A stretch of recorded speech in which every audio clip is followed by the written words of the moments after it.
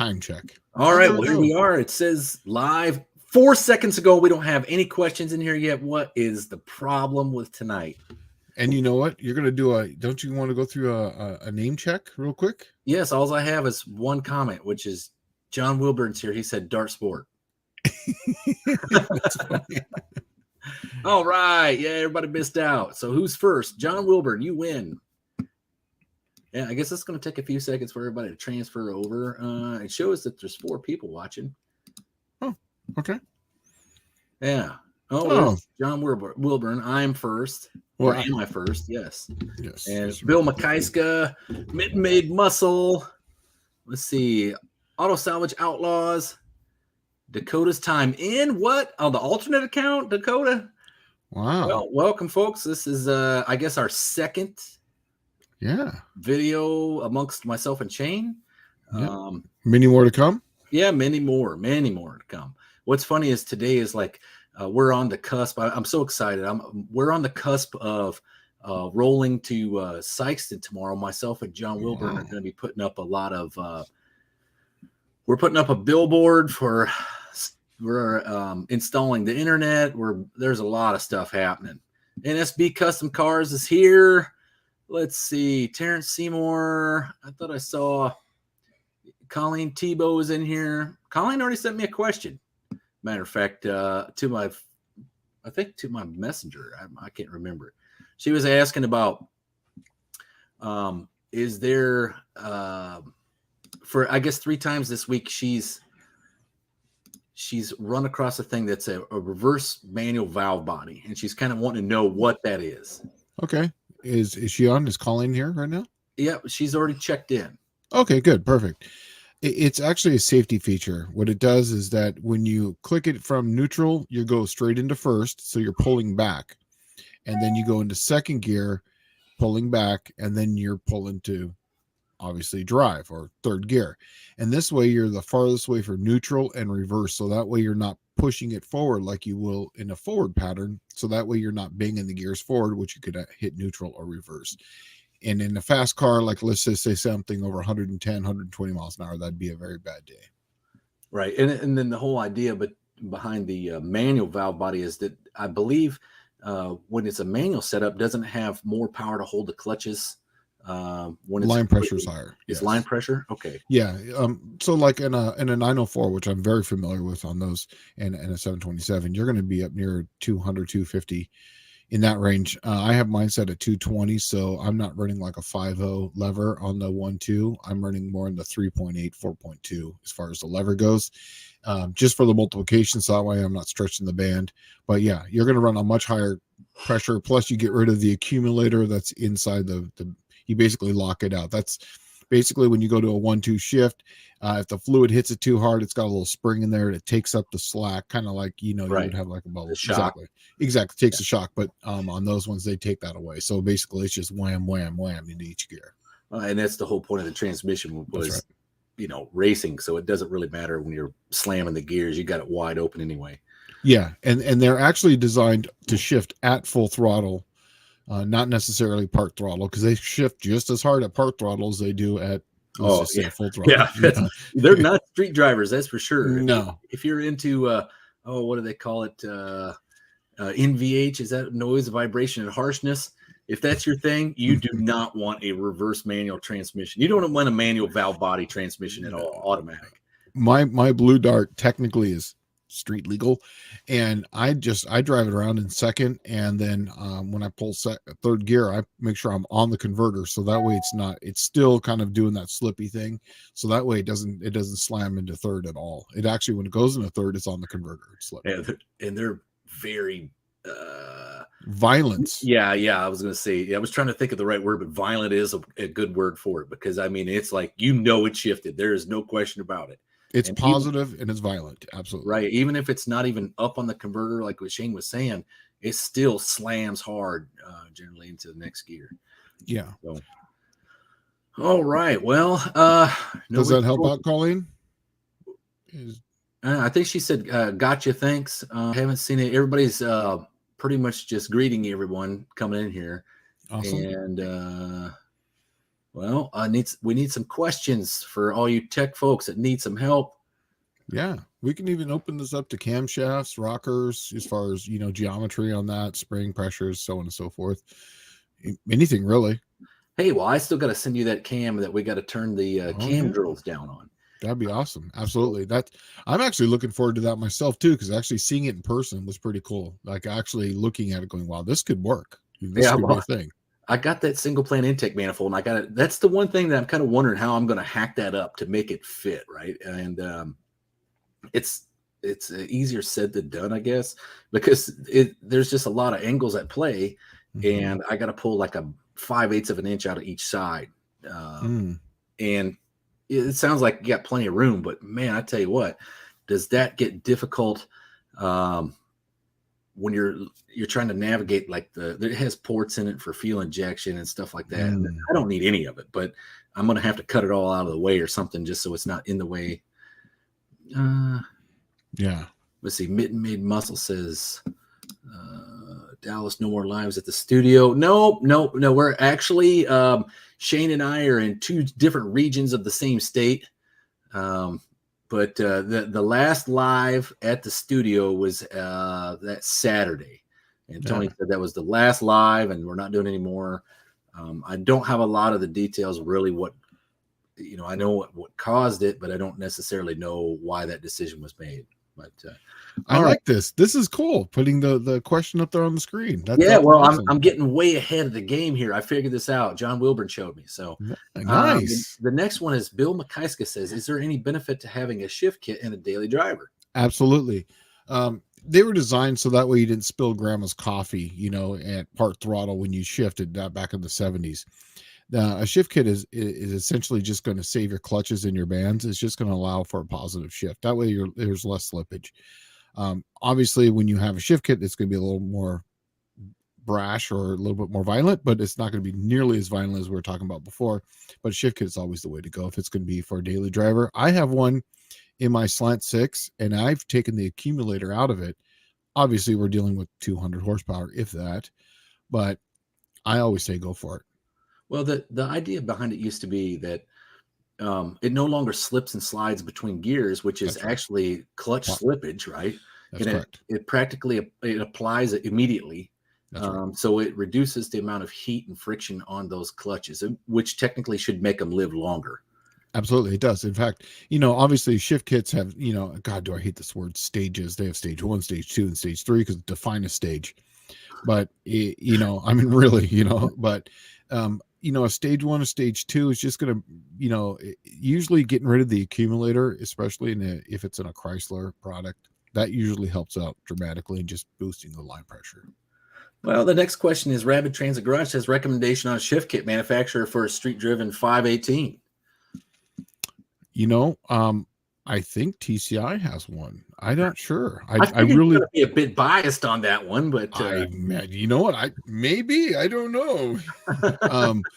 I really don't know on that one. I would have to check that out. If you want to send that question to slantdailygarage@yahoo.com, I will make sure to get you the correct answer for that. Well, that's if you guys have one, right? But there's the ones I've played with in the past, like of course everyone from the 80s pretty much had 80s, 90s. If you had something back then that was a hot rod, you pretty much had a B&M shift kit, right? I mean, that was just like the standard. And then later, I would say probably about the mid to late 90s, when they had the Fastest Streetcar America shootout was big, Transgo got in the game pretty heavy. And they had some really good pieces and parts in their kits. Now, I haven't used one in probably 10 years or so. But I'm sure that there's probably something that's a little bit more advanced than just the Transco kit these days. Because I know on Turbo 400s, the Transco kit was, I can't remember, there was some issue with the, I want to say the pump pressure, the line pressure in the pump from the pump was too high. It would actually damage stuff if it was just a daily driver and you weren't beating on it, right? Yeah. Now, as far as the 518, transmission, I was actually just kind of doing a quick Google search here. I don't see one for TCI, and maybe I'll regret that, but I just don't see it. But CRT, Cope Racing Transmissions, they actually have a 518, and they have a trans brake style for that 518. So yeah. It's ironic that you bring them up because they're going to be at the No Name Nationals. Oh, John's John a buddy Phil. of mine. Yeah, Yeah, he's going to be there, man. Oh, in fact, when he was working on the very first low band apply style of transmission, I have valve body number 1 in mine. So yeah, it's a good one. Dakota's Time In says, can you all explain how taking material off a lobe can create more lift? Yeah, I've thought about that forever, and it just doesn't make sense. You're taking it off the base circle. The base circle is where the lobe goes on the back. Usually on a cam regrind, you can only gain 10 to 15 thousandths of lift, which doesn't sound like much at the lobe, but then you multiply that towards the. This is on a stock style camshaft. You know, I've done a lot of cam regrinds, but yes, you can. You just take it from the base circle, which is going to lower the lifter in the bore, and you're going to have to run usually a longer push rod because of that. Right. And or if it's still within tolerance, it depends how much they take it off. So really what he's talking about, the base circle, when you have like a circle this big, right? And that's what your entire lobe is based off of. It's a circle that big. If you shrink it down, now you have the ability to make the lobe taller in relation to the center circle, which is the base circle of the cam that the lobe is actually riding on. Yeah. So if you take the actual cam profile and you take the lobe and you take the pointy part and stick it up, the base circle would be at the 3 and the 9 o'clock position. You make that diameter, reduce that. Therefore, it's going to go higher. So you can just take the base circle and subtract, and then just subtract the top you by take the side. 30 thousandths off, right? That's right. And so you can gain your 30 thousandths. And then you can usually change by about 10 or 15 degrees as far as duration, which makes a big difference in camshaft for most cars. Right. All right. Punisher Lamont's Garage asks, does my harness have to go around the seat belt bar, or do I have to weld tabs on? Maybe this is a tech question for the No Name Nationals. I am assuming. Oh, right? okay. Basic tech. So does harness have to go around the seat belt bar? I think he's talking about the upper one that goes across the shoulders. I can tell you that in the rule book, it does have to go around that before it comes down. Now in the laps, it can bolt down, and the submarine one can go to a bolt. But the ones up top have to go around. They loop around the bar itself. That is correct. And then they come with like a, I don't know what you would call it, a strap weaving device. That's right. And then you just loop it around the belt and then back through the strap weaving device and weave the two together. Right. That's correct. And it locks it Absolutely. in place. Yeah. All right. So let's scroll on down real quick. I'm sure we're not going to get to everybody's stuff. Okay. Punisher Lamont's Garage says this way runs a manual. No worries. So I'm hoping that thing's going to be at the No Name Nationals. I do love me some stick cars. Right. Yeah. Joe K asks, let's see here. Does the 4L80E supposed to have a hard 1-2 shift? Well, it's just the gear ratio on those. They don't have the greatest gear ratio from 1 to 2, so they're going to have a little bit more of a positive 1-2 shift. But technically, hard is, ambiguous. So it depends on how hard they're talking about. But you're going to have definitely a positive 1-2 shift. These things were really designed for heavy vehicles. So you put it in a light vehicle, it's going to have a hard 1-2 shift. And that the 4L80E originally is turbo 400. I would say that 75% of the parts in that thing are turbo 400, right? They're pretty big for you, yeah. Yeah, and they originally were designed by Buick in '64, right? So they were always meant to be like soft shifting, and it wasn't until later that they realized that was causing the clutches to burn. So exactly. Yeah, hey, let's stiffen up the shifts a bit, get rid of, who cares if we knock grandma's teeth around a little bit, but it did make the transmissions live a lot longer that way. Absolutely. Okay. Max Wedge Dick Dastardly says, B&M made a kit that was easy to install. If you could read, you could do it. That's when I realized I can do my own transmissions. Right. Yeah. Actually, I did mine because I couldn't afford to have someone else do it. I got a book. That's exactly how I started off. Yeah. I was going to throw that out there. The funny thing was I was stationed in Hawaii when I had to do my first transmission, and I took it to the transmission shop, and it was like, you just go into the regular shop and you say, hey, how much for a transmission rebuild? I got in the back of my truck, so you don't have to take it out. You don't have to reinstall it, right? Oh yeah, $1,600. And I said, $1,600 like US dollars? Yeah, right. right? Not pesos, right? Yeah, this is I mean, I understand it was a 204R. This was probably the early 2000s, and they should have been there should have been parts aplenty for it at that point. Yeah. Um, and I said, "Are you sure that's the price?" And he's like, "Well, come on, let's go back talk to the transmission rebuilder, right?" And it wasn't even the guy running the shop that was rebuilding it.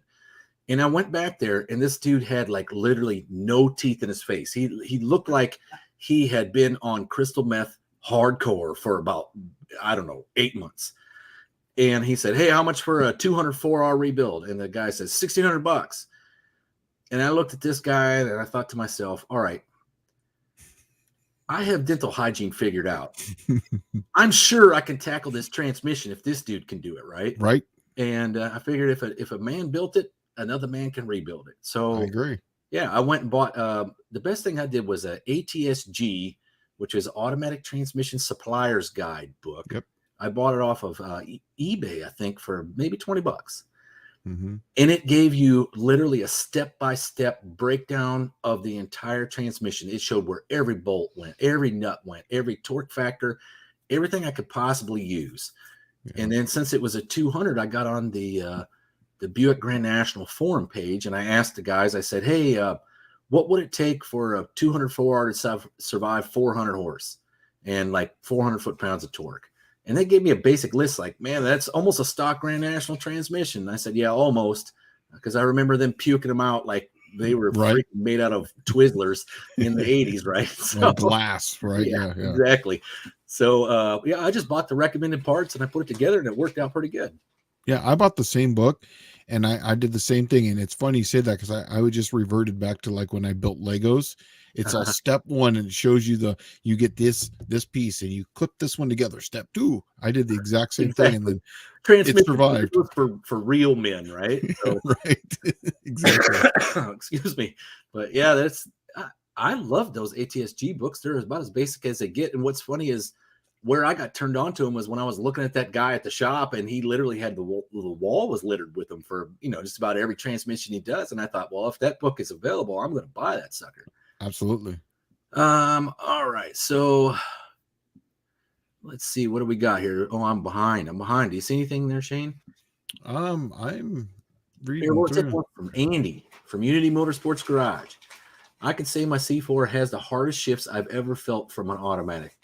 That 240 PSI line pressure lets you know it's there." Absolutely. As soon as I saw that, I was like, especially in a C4. Your C4 kind of reminds me like of a 904.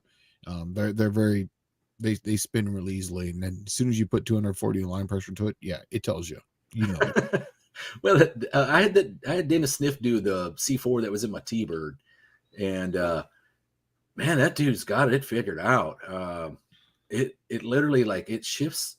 It actually is pretty smooth when you're not on it. Mm-hmm. And then it doesn't have any bit of the C4 flare up. That's when you've crested the horsepower number for the C4s, when they start doing the flare up. Yep. Oh God, it's horrible. Is that a stick car? No, that's a C4. Oh yeah, okay. And hey, Mitten's got one here. Mitten Made Muscle. Click on that one. all right, let me see if I can find him. This one here. Yeah.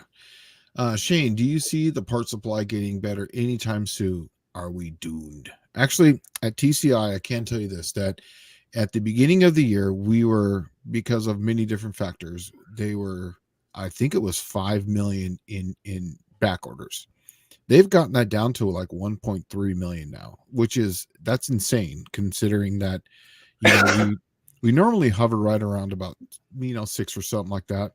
But they're doing everything they can. In fact, they're on 10-hour days right now. So as far as that goes, I can't comment on anything else, but I can tell you about TCI right now. And as far as Edelbrock, I can elaborate a little bit on that they are getting really far ahead as far as the manifolds, stockpile of intake manifolds. Yeah, exactly. I was trying to find the right words, but yeah, they're doing well. It is one day I'll take some pictures. They do post things on, if you go to Edelbrock on Facebook, they do post a lot about how things are going through, and you can see it. So yes, it is getting better. It's not 100% doomed. There's just a cascade effect. Once you get something else rolling, you find the next weak link, then you find the next weak link, and then eventually you'll come out of it. I'm not worried about it.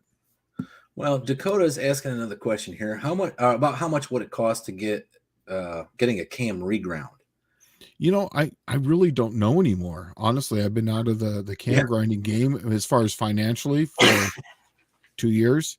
I do know that on a flat tappet cam, it was right around 150, I believe, for a reground cam, which is, considering that some cams, man, that sounds bad, but like if you had a 455 Buick right now, you'd pay $150 to get that cam reground. Oh yeah, any day of the week. Exactly. So that's the reason why it's like that. And I believe the roller cams, now, once again, don't quote me on this, but I'm just going by 2 years ago from another company type knowledge, but roller cams were like 250 if it was still like it was a copper core and there was enough heat treat on it and you weren't going crazy with the reground. You're doing a slight touch up, say you're off on the exhaust duration because it's falling off on the top end, so you want to add 4 or 5 degrees there, then yeah, that's easy. But you can't go like changing the camshaft from like say 240 to like say 260 degrees at 50. It's just not enough camshaft left. Not enough cam, yeah, because you're going to take it from the base circle, and the base circle is usually pretty low as it is. But you can get a pretty healthy street drivable cam and improve your RPM band by about 1,000 RPM. Yeah, well, I'd say about 500 or 600 because you're going to move the power band up quite a bit. If you change it by 10 degrees of duration and add, I know it doesn't sound like a lot, but 10 thousandths lift, that's a big improvement over most. And you can usually tighten up the LSA at the exact same time by about, let's call it 2 degrees. So you just took let's call it a 220, 214, LSA, and now you make it a 230, 212. 112 LSA. That's a massive difference because now you just made that overlap triangle that much bigger, and then you're going to get the scavenging effect. And plus, you're closing the instead of like having the intake valve opening as far as for like say I'm going to go down the rabbit hole here, but I'm going to try not to. Intake valve opening as far as for emissions, now you're going to be on the intake valve closing, which is getting the ram air into the cylinder for the free lunch, let's call it, as far as that, supercharging it essentially with air. Let's put it that way. Well, Andy from Unity Motorsports Garage says, I want to get my hands on the new VRS Edelbrock carburetor. So, are those even out yet? Are they shipping those? I believe so. I can send a text here in just a minute. If you let me get my phone, I can find out real quick. Give me one second. I'll find out. 1 second. That's cutting edge if anyone ever had it. What's that? He's going to go look it up. Yeah. Sorry about that. Let's see here. All right. What do we got for more questions? Throw me something. I'm had to grab my phone. I'm going to send a text real quick and see what we got. Yeah. Well, and this is something different because we've literally never had the ability to just text somebody, Tony and I, to find out if, hey, how many carburetors you shipping yet? Or an answer like that. Let's see here. I'm actually honestly. I know they just got released like a month and a half ago. No, they were actually at SEMA last year. Really? Yeah. Are the carbs on the shelf or for sale? So let's see what they say. So Dakota's saying, could reuse your lifters if you get a cam reground. No, you need new lifters. That's correct. At that point, if it's a hydraulic cam, you do. If it's a hydraulic roller, you do not. Right? A roller cam you can reuse as long as the wheels spin freely. Yeah. The hydraulic or solid flat tappet, you have to change the lifters because they are. That what happens is the face of the lifter and the face of the camshaft on that lobe pretty much machine to each other, right? And so it becomes patterned, just like a bearing race and a bearing, like a roller bearing, right? Yep. That race is patterned after that roller bearing. Now you can take the race out, put a new race in, and reuse the bearing itself, But in this case, on a lifter, if you can reuse the camshaft, but you cannot reuse the lifter. That's correct. Whenever you regrind it, because the new taper is put into the camshaft, so you're gonna have like a thou and a half taper, or let's say a flat tap it. It's gonna have to repolish itself. It transfers material from one cam part. That's what the parkerization's for on say a flat tap cam, so it can transfer material from that to the lifter. It essentially work hardens it with its material. You got it. Okay, sweet. Well, that's good to know. Oh, well, let's see. Well, Buck Does It says, Dallas, it's nice to know people, but Ruckborks asks, is SEMA worth going to, in your opinion? I've been it depends on what part of the country you're in. I've been to Vegas so many times, it's hard for me to even go to Vegas and have a good time. I've been going there for, it's like going to the beach. I've been to the beach so many times because I lived in San Diego. It doesn't really do anything for me. SEMA, if you've never been, you have to go just because it's such a massive, massive event. For me, I like PRI better because it's more for the hardcore racer. It's more race oriented, where SEMA is kind of more showy. Let's put it that way. So it really depends on what you're into, if you're into one of the two. And what's sad is that SEMA originally started with a bunch of drag racers, right? So, right. Yeah, I just look at it as like Gearhead bucket list stuff, right? There's certain things that I've always wanted to do. And once you tick those blocks, it's like, all right, let's move on to the next thing. SEMA is one of them. PRI I've been to a couple of times just for the AHRA, but I mean, I really don't see a lot of benefit to go compared to what it costs for a vendor, right? Like, I rent my booth $2,500, right? Well, I'm there. Yeah, I'm in that booth like 12 hours a day, and I still need a place to sleep. So now every hotel in town is jacked through the roof for their price. And by the time I walk out of that place, I got $3,500, $4,000 wrapped up in the PRI show, and I sold 11 cents and gave away a poster. It's just not worth it for me. Yeah. So I agree. Yeah. Let's see. Clayton says, my C4 Ford automatic transmission gets hot with a 3500 stall converter. It's running 2 transmission coolers. Okay. Yes. Run them instead of in series, run them in parallel. So you slow down the fluid going through the cooler, the heat exchanger, and that changes the delta across it. So that way it actually slows it down and becomes more efficient. Huh. Well, that's funny. So that's just like something you would actually expected to hear in an electronics conversation, right? Because I've never thought of even running them in parallel, to tell you the truth. But in a parallel situation, electronics, it decreases the resistance by half. But I don't know. So this one would just increase its cooling efficiency in parallel. Yeah, because when you run them in parallel, the same amount of fluid is actually being pumped out, and the same amount of fluid is being coming back in. So you're slowed down the same amount of fluid going through the cooler because you're basically slowed it down by a multiple of 2. So it's going half the speed. So when you slow something down through heat exchanger, it becomes twice as much. You got it. Well, actually, it's a whole math problem, but technically, for the sake of argument, let's just say yes. So it'll be. I just never thought of it like that. Yeah, I'm glad you had an answer for that one because I'd never even thought of it. All right. Well, what's next here? Yeah, I was never a big show kind of guy. I don't like the big PRIs. I don't like the SEMA stuff. And the reason for it really has nothing to do with the stuff that's there. It's the I don't know. I'm not big on crowds, and I tell you what, when you start sticking a huge crowd, that place is like crowd is not the word, right? That's right. It's mob. Like walk through it. Yeah, it's like a flash mob of people, just constant, bro. It's a little much. So I whoever was asking about the carburetors, I did get an answer.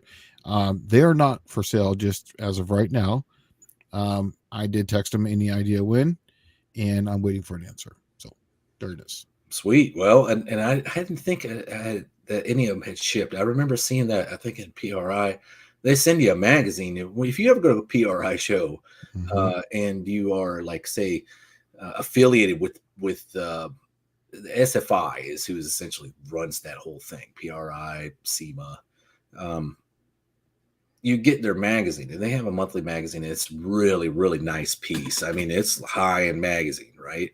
It's way better than what I could ever do with the AHRA, right? So I mean, it's way outside my scope. But I try to read them, and I believe I saw it in there. They were talking about that carburetor, new release piece from Edelbrock, but I thought I was saying it was going to ship later this year. It's an amazing carburetor. Think of everything you could ever want out of brand H, let's call it, and things that you have to do as far as drilling holes and butterflies and doing this and doing that. It's in there, and it comes. I can talk a little bit about some of the testing, but we've tested it on a race engine, and then took it off, dropped it onto a stock 350, and it ran beautifully. So it's so versatile from one to the next. It's an amazing carburetor. It fixes all the problems that are a big pain in the butt with it bringing H, right? With your Holly. So I didn't say it. I said brand H. I do want to comment on something though. I was reading what John Wilburn was saying. He was telling Zero that if he wanted to tackle that 904 himself, he can walk him through it. I'm telling you, at Zero, that is the first transmission that you should ever do is a 904. It is the easiest. You can build them over any workbench. I built a few over 55-gallon drums, and they will run and they work great. All right. Colleen Tebow says, are the AX15s as bulletproof as they say? Planning on putting a 318 AX15 in my 87 Ram 50. So I don't know what an AX15 is. I was actually going to have to Google that. I have no idea what an AX15 is. Oh, Colleen, you're going to have to throw me a bone here. I don't know what that is. Yeah, neither do I. It's got to be some sort of transmission of some sort, I'm assuming. And I'm going to assume it's probably a stick shift of some, because I'm thinking it's a manual too, but I don't. Yeah. 5-speed. Oh, what's that? Jeep 5-speed, I think. Oh, it's a Jeep 5-speed. I think. Oh, well, possibly. That's what he thinks it might be a Jeep 5-speed. So Dust Devil Garage says, when you run a transcooler, do you also run it through the radiator? And if you do you run it before or after the radiator? If you're going to run it that way, I'd run it before, so that way it heats up the fluid, because then it's a little bit easier to pump, and then it runs through that and the secondary cooler. It's usually the standard way. That's running them in series. If you start having a transmission heating issue, then I would recommend not even running it through the radiator, just doing a standalone one. If you still have issues, then run them in parallel. Huh. All right. Let's see here. Let's see. Well, we got 41 watching, and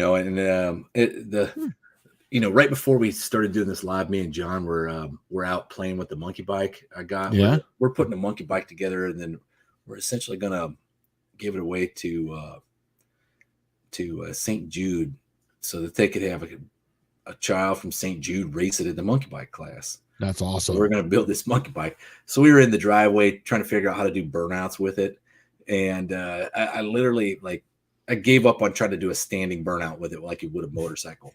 It just doesn't have enough beans, right? And so I lifted up the back with my right hand while cranking the throttle down with my left. And man, did I get it to smoke big time. So I was pretty impressed that it actually had enough beans to really spin the tire. But yeah, those tires on there with those big knobs, they are soft, because it left a pile of rubber right behind it. So perfect. Well, that means it's going to be good when you lay it into a corner. Hey, I got some traction there. I plan on laying it right off the line, at Jeffers. So I don't know. I mean, hopefully the kid from St. Jude's gets to lay it right off the line. We're just going to play with it this week and see what we can do. We've come up with some zany ideas. We're going to try. So we'll see how it goes. That's awesome. That's all it would get. Oh, that was it? That's all it would get. Oh, well, that's decent. That's still a pile of rubber. It's defined as a pile of rubber, so that's a pile of rubber. Yeah, it's a small pile, but I mean, we didn't do it very long, right? So, let's see. Ruckwarts1 is asking, you can add coolers too, but it helps warm the fluid in the cold. Yeah, that's correct. That's why I was mentioning that, as far as heating issues, that's the whole idea. You only really need a cooler if you're having heating issues, but yeah, I run it into the radiator if you live in the north. I'm kind of at this funny line here in Memphis where they say, oh, it doesn't really snow here. And every year we've had a foot of snow, for a week, it seems like. So, I got my very first gelled up vehicle last year. I actually put the fluid in the correct amount of, massage oils and lubricating fluids in it. I went and filled it up, and it just happened to be gel diesel I put into it, and I had to get towed home. That was the first time it's ever happened. Yeah. So, man, run the fluid through the radiator, warms it up, it works better. So yes, I agree. Colleen Tebow's, why is John hiding in the back? All right, so John is not technically hiding in the back. John normally does moderating on this for me, and he's just here with me, and it's hard for him to moderate on the computer I'm trying to do the live on. So he's sitting back here on his phone moderating and hacking people and cutting them out. So, I see you too. Yeah. So, what else we got? Well, did you do anything interesting this week, Shane? Yes, actually, I did. You can talk about. Yes. Okay. Let's talk about my channel stuff that happened. So, whenever I degreed the camshaft, and whenever I had this called this crankshaft polished. Okay, it's a factory 6.1, Gen 3 Hemi crank, and I'm not going to disclose who did it. It's a local shop around here. I'm not going to talk bad. It seemed good. It seemed great. And then I put it in, and then I always, before I button things up, I always pull, because obviously you're turning it over a bunch of times, and this will tell you what the bearings will tell you what the condition of I've measured this thing 10 times over. It's perfect. I pulled the cap on number 5, and it is clearly got some stuff on it because it's leaving grooves. Yeah, it's leaving grooves in the bearing. So the crankshaft, I pulled the crank back out, and it's going up to Ohio crankshaft, and it's going to get a 1010 on it. Dude, so, there's a guy in Memphis that used to be one of the best in the country. That was the guy that would weld cranks and stuff like that. Like, was it Hank the Crank? I can't remember. I used to have the guy's information. He was over near Memphis, and he was like the crank guy that all the stock and super stock guys took the cranks to. I don't even know if he's still alive, to tell you the truth. I'll see if I can find it. Doug Herzog gave me his number. Yeah, I've used Ohio crankshaft quite a bit. I worked for the other company because we were on the West Coast. Anything that was done on this side, we would send it to them, and we'd even send our custom cranks to them too. Really? They must be really top notch. I've never had anything from them. Yeah, they're very good. All right. Well, let's see. So Max Wedge Dick Dashley says, Dallas, you can get nitrous oxide kits for mini bikes, $100 from Amazon. They use whipped cream dispenser nitrous oxide bottles. That's interesting to know, because that would be legal in the class as a power ad, right? John and I were working with power to weight, and we decided to tackle power first, and then we're going to try to tackle weight as a separate issue. I don't know if there's much to take off of a mini bike. There's a few things that are going to be simple, shorten the seat up and shorten the handlebars, and that's all kind of common sense stuff. But when you start talking like really lightening it up, we got some ideas, and the power thing, we've got some extra engines, let's say. So, the rules require that it has to have the stock engine on it, but there's nothing saying you can't use 2 engines or 4 engines, or let's say 10. That's funny you say that, because I was actually reading the rules after we talked, and that's the one thing that I really kind of noticed, is that it just says stock engine, never said how many. Right. So I was definitely looking stock engine, right? That's correct. Pull the crank out and just have a hollow block. I mean, it can't weigh anything then. And then you just put, I don't know, I'm thinking maybe a Turbonique rocket on the back, or I don't know, however crazy you want to get. Yep. I was definitely reading into that. So yes. Yeah. So let's see. Barrows Garage says, I'm headed to Walmart to go curtain shopping tomorrow. Those blackout curtains make great stretchable UV protected fabric to finish off the dash. And so he's going to use this shower curtains to finish off his 1968 Mercury dash. That's awesome. I like that. They were asking for it in the comments. There you go. Oh, there was somebody asking for this? Yep. You needed this? Is that today? Yeah. All right. What's that? This is how many days are left until the no-name nationals. You literally have less than 2 months. You're down to 50 days, right? You better get thrashing. I see there's a lot of projects coming together right now, so it's perfect timing, I guess. But that's why John and I are doing all this stuff. Essentially, this is all the stuff that we have to do leading up to the no-name nationals. I mean, the internet was like a mandatory thing, and I've been talking to the guys since February. But the funny thing is, I told him, I said, hey, look, I'm going to have a lot of YouTubers there uploading, streaming data, and I'm going to need, a pretty healthy amount of internet. He said, oh, how much do you need? I can do from 0 to 50 gigabytes per second. Like, upload? Yeah, upload. And I'm like, holy crap, right? So I don't think we're going to have 50 gigabytes per second because I don't think I can buy anything not commercially, but like, residential that could handle that kind of freaking speed. And if I could, would it be cost effective? Right.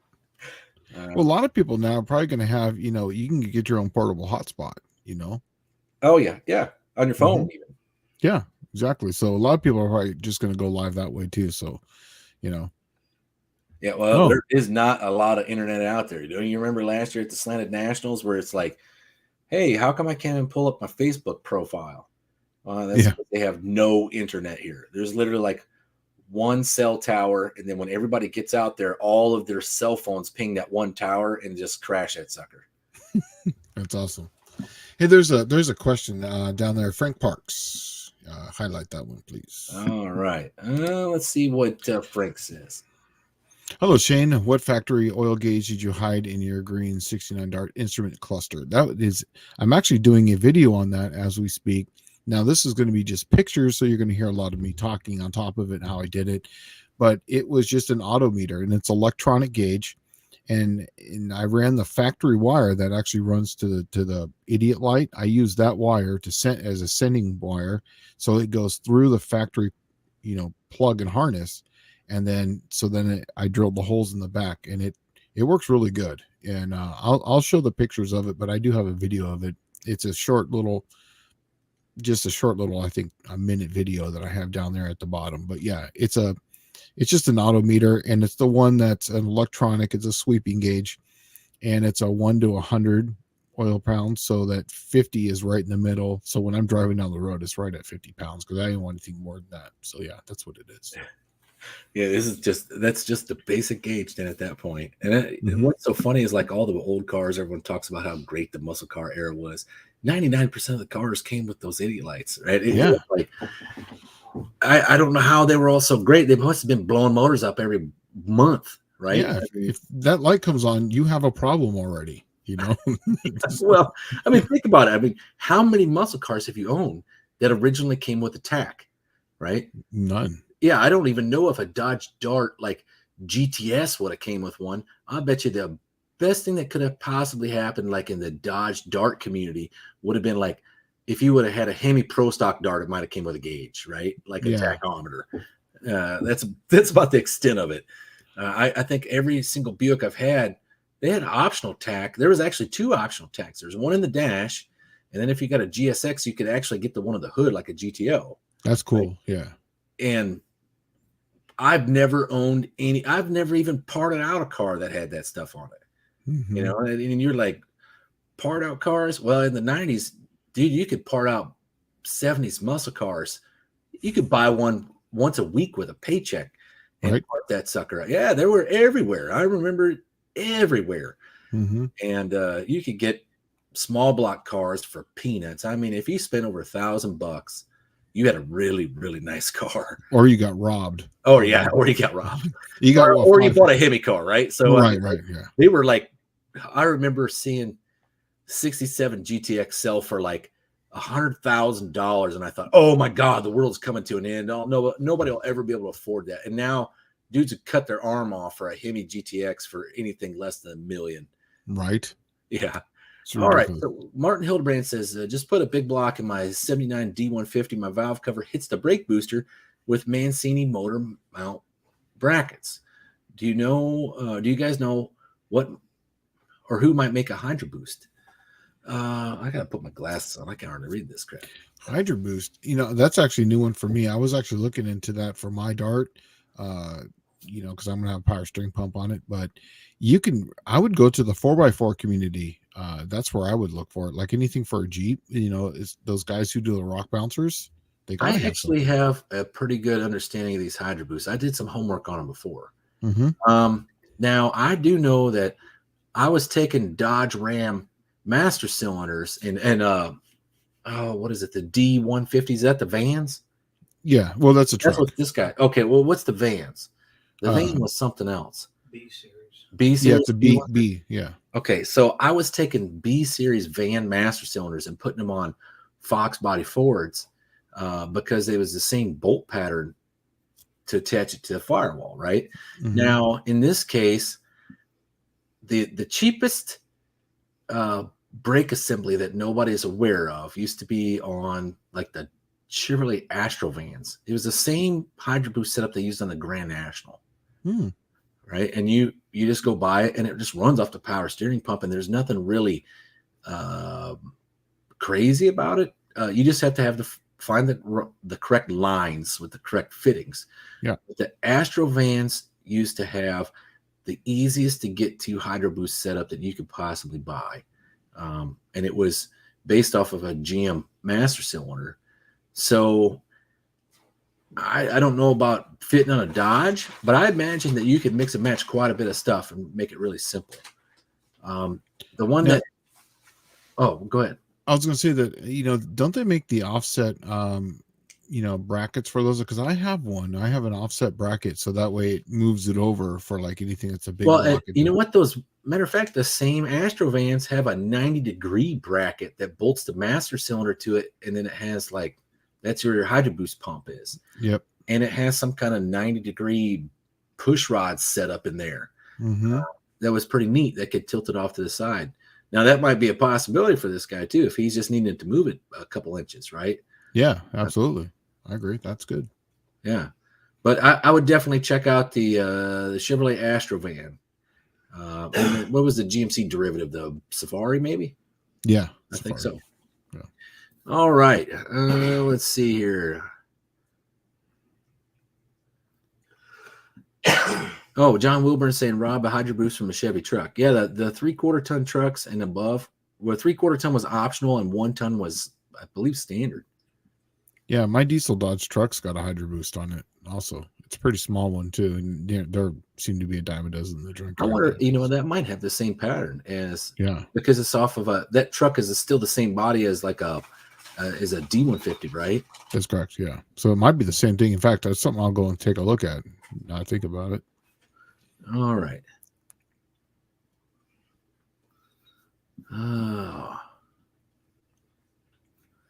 See, Barrows Garage says, I use a lot of Hydroboosts because they're so tight, I can get them in tight spots. They work really good, especially the early 80s caddy ones. I see. That's something that's interesting that I didn't know about. The one thing I was going to throw out there that was the tidbit of information everyone might not know is go look for a Lincoln Mark 7.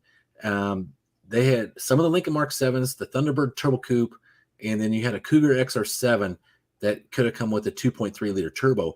Actually has an electric brake, electric master cylinder setup on it. Wow. Right. So electric brake booster with a regular master cylinder, but they fit really tightly too because they're small and packaged. And I want to say it's some kind of Japanese product, but it just runs with the turn the key on, that thing runs. So, and what's cool about that, a Hydroboost, is that you could put some sort of plug in there with a hole, so that way you have a little less, Hydroboosts as far as assist. So yeah, you can. Oh yeah, you bleed off pressure. Yeah, you can change the orifice on it. Mm-hmm. That'd be cool. All right. Let's see. Big Belly Racing says my 78 Ram Charger has a 400 that came out of a 75 Power Wagon. I used the booster and master out of it. Oh, well, there you go. Yeah. Oh, that's cool. Yeah, I had a Ram Charger. It was a 76 and actually had like a diaphragm style brake booster, and it was a 440 in it. So it was a wow. But the Power Ram, that's a whole different deal. So Oh, here, check this out. Barrows says a lot of the motorhomes from the 70s have that offset on the Hydroboost. So that's probably that 90-degree. Yeah. Yeah, that would make sense because it had the flat nose on those. Remember what was Right, they those? were straight flat. Yeah, the old Winnebagos. Yeah. Yeah. The 80s ones are not. Huh. All right. Well, it's interesting stuff you find here on Wednesday Night Tech Talk Live. So Max Wedge Dick Dashley says, I have 2 factory from Pontiac here somewhere. There's what's he talking about? I thought maybe he was talking about our Hydroboost setup. All right. Maybe I'm wrong. Barrows says that some of the Saturns were electric too. That's interesting. See all this neat stuff. I like hot rodding brakes. I never really got into until I did my T-Bird, and I was saving up for like a rear disc kit on the front. I put strange disc brakes on the front, and the only reason I did that is because I had a Fox body setup on there, and I had the Lincoln Mark 7 rotors, and I think it just had the Lincoln Mark 7 rotors and the calipers, right? And it was super duper heavy. And I mean, like really, really heavy. I didn't realize how heavy that was. And so I'm like, man, I bet you if I just upgraded to some aftermarket disc brakes on the front, it would really lighten this thing up. And I pulled like 45 pounds off the front of the car going to like a strange disc brake setup. But on the rear, it was like another $1,000 or $800. And holy crap. Well, I saved and saved and saved. And of course, as you're building stuff, that's when you get kicked right in the junk by life. So it's like, I got to make an extra payment for this, or I got to do an extra that. And then next thing you know, your $800 is gone, and Christmas came and went, and you're not looking at having any extra money until next December. Yep. So I'm like, well, I got to think my way around this problem. So there used to be a hot ticket item that nobody even thinks of these days, but you remember in the stock eliminator ranks, and the Buick Grand National was the one that really hit it off for me, is where I learned this. But the stock eliminator ranks, they would hot rod the brakes by putting like the master cylinders from like a station wagon in the stock eliminator cars to hold them on the line, right? And that was because they had a bigger piston in the wheel cylinder. Well, when the Grand National guys, when they bought the cars and they were all new, you'd take them to the track and you'd boost them up on the line, and it'd start pushing through the brakes. Yep. Right. And then they'd take off, and they'd always have terrible lights or blow them up, or it was inconsistent. So they figured out, hey, we got to make these brakes a little bit better. So they started using wheel cylinders out of like the Malibu wagons and the Regal wagons, Century wagons of that same G-body era, right? Yeah. But those wagons had a bigger piston in the wheel cylinder, and then I can't remember what the upgrade for the front brake was. There's one that has I think it's the Camaro caliper, and it's literally like a 1/4 inch bigger piston or something. It's just slightly bigger, but it had all the applied pressure that you needed to hold the dang car in place, and that was the basic hot rodding for brakes, right? So that's where I got the lesson on how to do that. So when I did my T-Bird, I looked at the parts interchange book from Ford Motorcraft, and come to find out, I was using backing plates from Ford Explorer. Oh, yeah. Okay. And because I wanted to go to the larger rear drum that was a little bit wider. And the more surface area that you have on the brake, the better it works, right? That's right.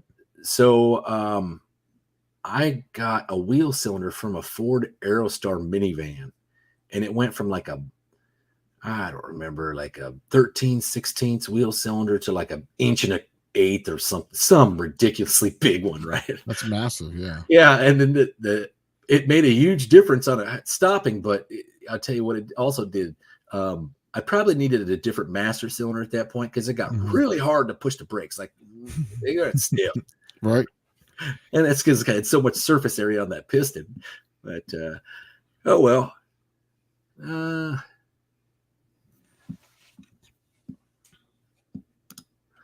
Oh, so Dick Dastardly saying, okay, Dallas, there were factory Pontiac tachometers, little black wrinkle finish steering column ones.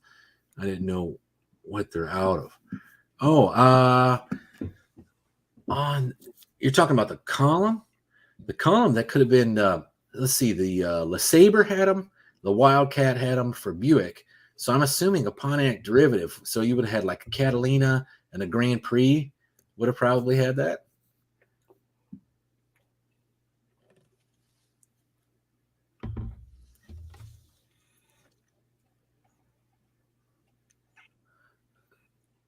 I'm going through the comments, see if we missed one.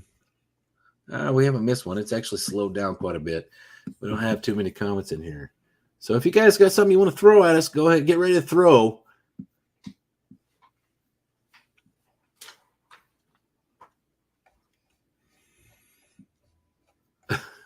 So a Barrows, who used to be a monster truck driver, right, or maybe still even be. That's awesome. Maybe he says every monster truck show we did, if they had a motorhome to run over, I'd pull every single one of them I could get my hands on and drag it home. That's right? awesome. And then part it out. They always had neat stuff in them.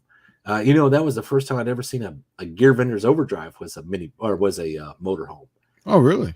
Yeah, I'd never even heard of them. And I crawled under it like, this thing's got a Turbo 400 in it, but it's got some weird. At first I thought it was.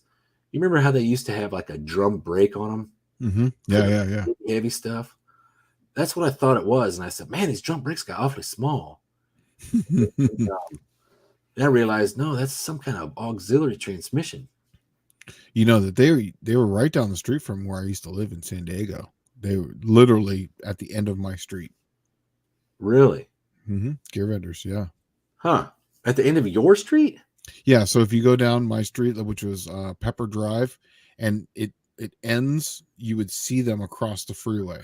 They're right there. Oh, yeah. No, I know what you're talking about. I was like, yeah. Man, I swear they were on the other side of the town. But you're right. That was whatever that interstate was there. Not 163. I don't remember what that was. Some 67. weird one. Huh? 167? That was 67. 67. Okay. Yeah. All right. Well, yeah, let's see here. Frank Parks wants to know, Shane, how long have you been welding? I'm self-taught when it comes to weld. Actually, no, I took a couple night classes on it way back when. I couldn't tell you, but I'm not the greatest at it. I can bond steel. Let's put it that way. I can bond steel. Yeah, you could share covalent bonds between two plates, huh? That is correct. Yeah. I was kind of the same way. To tell you the truth, I'm better with oxyacetylene and stick welding than I am in anything else because I grew up on a farm doing that stuff. And not so much oxyacetylene. I was 7 years old, and my grandfather used to have a disc that you could no longer buy replacement discs for. And I don't know if you've ever seen a disc behind you pull behind a tractor. You used to disc all your stuff under at the end of every year. And you couldn't buy these discs anymore, and they weren't manufactured. So he would take the old ones off and then buy like a bucket of welding rod. And then he would pay me $10 each one of those discs that I fixed. And it would take hours and hours and hours for me just going around in a circle to just weld these things back up, right? Yeah. And that's what we did is you just go in a circle, and then he would come along with a grinder and grind them smooth, and then voila, you had a disc. And it would last probably about half as long as a regular one did, but you couldn't buy a regular one, so it lasted infinitely longer than the regular one. Yeah. And then you'd have to buy a new piece of equipment. All right, Ruckworts1 asked, how much nitrous oxide can you put on a Buick 455? I tell you what, it used to be rule of thumb. Small blocks were actually good to go up to about 125, 150 shot. On a big block, they used to say they could handle 250 shot, but I know 455 Buick, They got cast pistons, and those are the biggest diameter cast pistons you're probably going to buy from the factory, right? Yeah. I don't know if it's going to handle a 200 to 250 shot. I assume it would, but man, see, that's the thing I love about nitrous. That is also one of the downsides of nitrous. 455 is pretty flexible block, and nitrous hits like Mike Tyson on a cold winter day, right? And I mean, it knocks your teeth loose, kind of stuff. It's just Dr. Jekyll, Mr. Hyde, and that's what I love about it, because man, it'll turn the most meager motor into Jack the Giant Killer, right? Right. But 455 getting hammered like that, I imagine would chew the mains right out of it within a matter of months. It's one of those deals. You'd be better with a progressive system if you could, especially on a 455. You know, yeah, it's not a very rigid block. Huh. Let's see. SD Dallas, I couldn't find the video on converting to a switch pitch converter on your channel. I'm Really? posting the link right now. Oh, okay. Yeah, John is actually posting you up a link right now, right as we speak. So you should have something really soon to click on. It'll take you right over to that. There was actually two on there. There was one I gave you the breakdown on how the switch pitch worked, which I want to say was called like the 6-speed Turbo 400. That's that one. That's the one you said? That's that one. Then the test drive is second after that. Okay. So yeah, SD, John's posting you some links right now. All right. So Bicycle Guy 111 just bought a 1940 Chevy Street Rod, rebuilding the brake system. Never touched a Ford brake in my life. Turns out the car has 70 Mustang Booster Master and Mustang 2 front brakes. You're in luck, Bicycle Guy. Mustang 2 front brakes are probably about the simplest brake system you're going to get on the planet. Racers ran those brakes with those spindles and the rack and pinion out of the Mustang 2s or Pinto for years, and I mean decades. So it is very hot in the street rod community. Those Mustang 2 front brakes, they're real simple. Now, the 1970 Mustang Booster Master Cylinder, when you get into the older Ford stuff, it's like the weirdest mixed match BS in the world, right? Like this nut won't fit on that bolt because it's got some weird thread pitch pattern because it's from a 1-year only Mustang piece. And it really turned a lot of people off, right? That's why when you're a Ford guy, you're a Ford guy, and it's easy for you to be anything else guy. But man, is it hard if you're something else and you're going to be a Ford guy from the 70s or even the 60s. So, man, but welcome to the community. And I tell you what, you got a good setup there. It's probably going to last quite a while, and they're a very robust system. In fact, my race car, my 68 Dart that I'm building, it's basically got 70 Ford spindles on it with all the brakes going onto it. Oh, really? Mm-hmm. Well, Bad Treat Productions, they say that they have a damn question. Have you any experience with the twin 1-barrel carb Slant 6 intakes? They were on boat motors. I've actually have seen that. In fact, I was looking at one for the wife's car to make it a subtle kind of hot rod. But yeah, like a progressive 2-barrel. No, it's a direct link style. But it just one does the first 3 and the other one does the back 3, and it's got a small little crossover tube on it, but it uses a stock style, Holley 1920 style carburetor. It actually really look cool. But yeah, I've done them. The hardest thing about them is getting 2 carburetors that are identical. That's the biggest problem, because there was so many differences with throttle blades. If you can find 2 carburetors that are close as far as the blades and know of those little holes that bleed air, like we were talking about last week, then yeah, it's a really simple deal. It goes on really easily. Well, I don't have any experience with them, so I'm gonna have to lean on you on this one, Shane. So yeah, here's Clayton asks, I need some sort of rubber foam to make a cowl ram air hood scoop setup. I can't find anything that seems durable enough. Do you know of what I could use? Okay, go ahead. Well, there's some weather stripping seal that used to be, or not weather stripping, door weather strip seal that you use like on a house door. That's it what used to be available at Lowe's and Home Depot. That's what I used. Home Depot. Yep. And you would go there. Let's see, it has to be the denser foam one, because there is stuff that's like really crappy. Just imagine if like I don't know, you made foam in your garage and you sold it. That's what it would look. It's like really chintzy, right? And then there's a really dense foam one that's like a foam rubber, and that's the one that you got to get. Yeah, you can actually feel it through the package. They come in a package and it's just big and it's got a double-sided tape on it, and it's really, you can actually feel the difference between the two. Now, it's been a long time since I bought anything there. I think the last time I did it was when I made that air scoop when you and I raced at Match Race Bandit, Shane, was I don't know if you remember my air scoop. It's still on the car right now. Really? Yeah, I made that thing at home out of just, I want to say it was like a radiator vent duct, and I cut it all up, and then I put all those. What did you see the lettering I put on there? It says "suck it." Right? Yeah, suck it. Yeah, that's good. Yeah, that's good.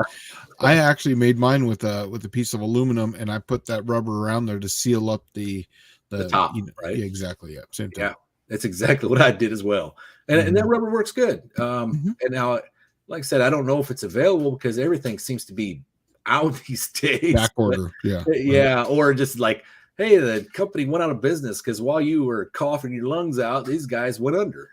But. Yeah, that's where I used to grab a lot of it. And the big thing about building a cheapy, cost-effective race car is actually finding out where you can get these materials at a reasonable price, right? Usually from like Home Depot or Lowe's. Absolutely. Yeah. And I'll tell you, the one that nobody ever goes to anymore, but it usually has the best stuff, is like Ace Hardware, right? Yeah, we don't have one here. We have a Tractor Supply and a Lowe's, or that's it. Really? Yes. You don't have the Helpful Hardware, man? No, that's too bad. I know. All right. Well, let's see what we got. Moving on. Move on to hook, line, and fishing. It's 805. This one here? Yeah. Well, that one's pretty cool too. I like that one. So classic cars too much money. So I'm building a 2013 Scion TC gasser. It has a 360 tunnel ram, a 456 gear, mini tub, 8 3/4. That's badass. That's pretty badass. I like that. I kind of kicked this around a while ago because you never see anybody doing this stuff. But no, you remember it was like PT Cruiser and the Chevrolet HHR were like Rodak to look like the 40s rounded fender stuff. Yep. Right? Yep. I've never seen anybody gas or one of those PT Cruisers, and I thought it would be just bitching, right? Think about it. I mean, it looks like something from that era, and then you just throw all the gasser stuff at it, and voila, that's what you got. Lightweight car with way too much horsepower and fun to drive, right? I mean, there used to be one back in the 60s called No Big Thing. It was like an original Mini Cooper, a real Mini, right? And it had like a big block Chevrolet in it, and I want to say like a 9-inch Ford axle. They didn't even bother cutting it down. They just put the tires, they put the offset out so it was past the car, right? And it looked like a cartoon. I was going to say with those muscle machines. Remember those from back in the day? Yeah. Exactly. If you got a few minutes, go Google muscle machines, or I bet there's some on eBay. Those things are probably going for big dollar these days. Yeah. All right. What do we got here? Hook, line, and fishing says my old 455 Aries forged pistons, a bunch of Mondello part C heads. He's just chatting to someone. Okay. Let's see. Mexican Spec says I'm looking for a set of points for my Slant 6 Savoy. There appears to be 2 sizes. Which is more common, big or small? I've only seen them in the small size. All my Slant 6s have only had the standard point size. I've never seen I didn't know there was a big or small. I've only had the 1 point. And this guy is literally in Mexico, right? So I wonder if there was some kind of Mexico only thing. That has to be because, here, all the cars really ran about the same points. Anything Chrysler not change anything. So, especially when the Unipoints came out, because everybody ran the same Unipoint set. That's correct. Yeah. So I've only seen the one style of points, and I would consider those the small ones because I've seen big points before. But yeah, those ones are just standard points. Huh. Weird. So it's a Savoy. I wonder because I wonder if it's one of the early ones. It has to be early because wasn't Savoy like 60 to 62. Yeah, 63 I think it was last year or something like that. Yeah. Okay.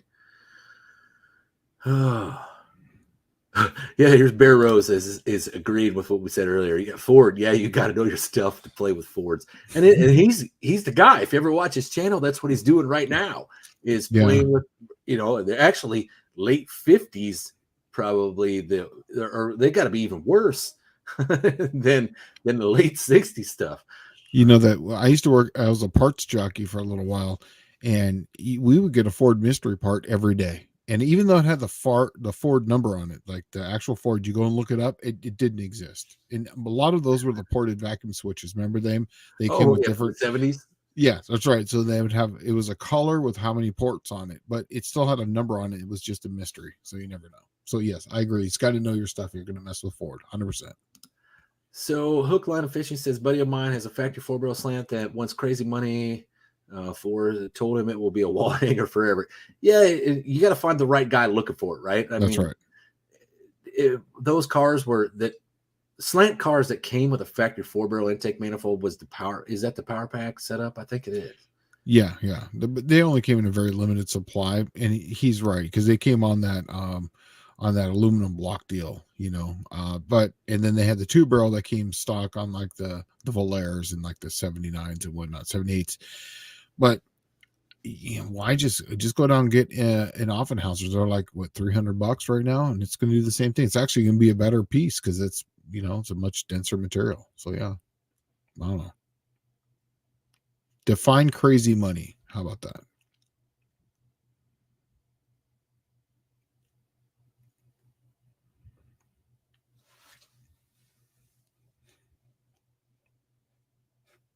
Did I lose you, Dallas?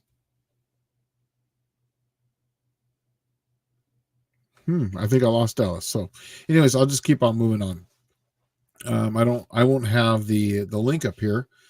But yeah, it says, Dallas, if you were to build a PT cruiser gasser, we have the perfect 8 3/4 rear end housing, and built one with already too narrow by any other car. Yeah, yep, I'm the only one up here right now. So we've had some thunderstorms kind of moving through Tennessee, so he probably got kicked off. Lost power. Be back in a minute. Yeah, no big deal. Let me see. Unfortunately, I can't move up or down. Oh yeah, I can. Here we go. Move it back up here.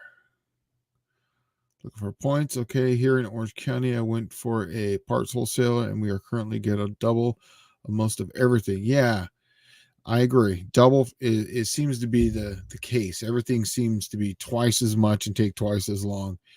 I was trying to get to drag week with my 68 Dodge Dart, and it's just not going to happen. It's just parts deliver. I started it back in December of last year, and even if I had everything here at this point, it's still not going to happen. So I'm probably going to be doing drag week in the Desert Dart. In fact, I know I will be. And then I'm going to be doing the Desert Dart for the No Name Nationals. So yeah, it's going to be just is what it is. And if there was a couple people asking me on my page, what do I have running for a call out? Well, I got the Desert Dart, and you want to race that? It's not super fast. It's actually very slow. But yeah, if we did something like that, it'd be cool, because then we could do like, say, a race where we just go, 1, 2, 3, we do it in a row. So they'll shut down the track. We'll just do a drag race, turn right around, get back in the lanes, do it again, come back around, and we'll do a 2 out of 3. And then we'll have to do a test, like a drive before and then a drive after. And that would be kind of cool. So that would be a fun thing. So if someone wants to do that, I'm down for that. Moving on here, see what we got. John Wilburn, lost power. Oh yeah. Shane, dual plane intake, spacer plate, 4-hole spacer open. Okay, that really comes down to, if you're really, what are you trying to do? I've always gone with the open personally, and we've tested it on the dyno. And in fact, I think there was an Ninja Masters where they've actually done that before. And in fact, they have I think Wilson makes one that starts with the 4-hole and kind of goes to an open. And that's actually kind of seems to be the best. Anytime you get plenum volume, and it really depends on what you're trying to do. But if you're running a dual plane and you want something, it's tapering off on the power end on the top, even though you've got enough camshaft, always run the open if you can. That way you can kind of get that plenum volume back up and then run it out the back door a little bit more. So yeah, that's what when it comes to spacer plates, it really comes down to what you're doing. I run a 4-hole on my Slant 6 because I'm not going over 4,500 RPM. Open hole on something that you want to make a little bit more power on. And once again, these are just generalizations because there's always those one anomalies. But I believe if you have, Motor Trend, you can go and look at Engine Masters, and they did a couple videos on those. Yes, I agree with you. Sick week is February 13th. So my goal now is to do sick week in the Desert Dart, which is the 68 Dart. That's going to be the Gen 3 Hemi with the 5-speed TKX transmission. So yes, that is my goal now.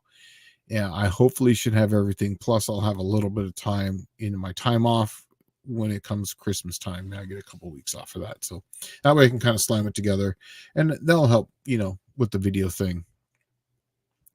Barrows Garage, shortages and back orders shut me down on the 58 Fairlane build for this year, so I had to swap to an already running. Yes, I agree for the no-name nationals. Yeah, I mean, it just is what it is. Unfortunately, tis the season, tis the type of thing that we got kind of going on. I'm not going to get political, but let's just call it the pandemic. And yeah, it seems to be with everyone. It's not just me. How about some torque converter tech? What goes in determining what you need for your car? Okay, that is a good one, actually. Basically, it comes down to power and weight.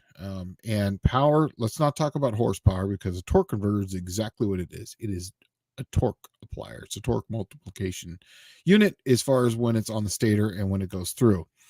So it really comes down to where the torque is.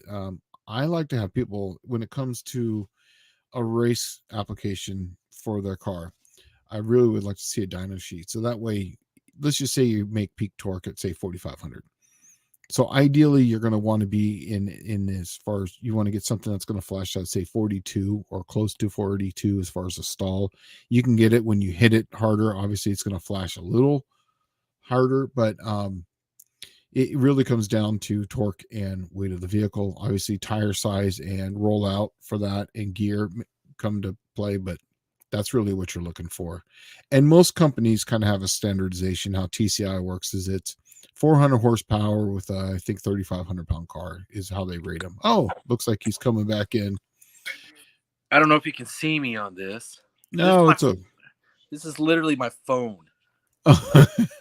And we lost all of our power here. Yeah, that's what I warned you about before I started on my end. But I've been kind of going through. People are asking about some torque converter tech. I was kind of going through. I was just going down the list here. Okay, well, I'm gonna see if I can get a light set up here so we can actually get some kind of power. Okay. Or some kind of light so we can finish this stream up.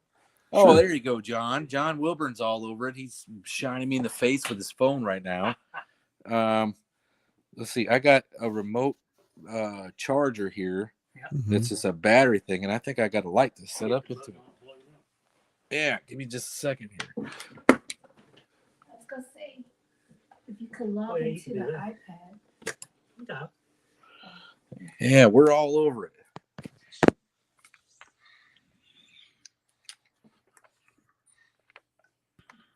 You okay, Wyatt?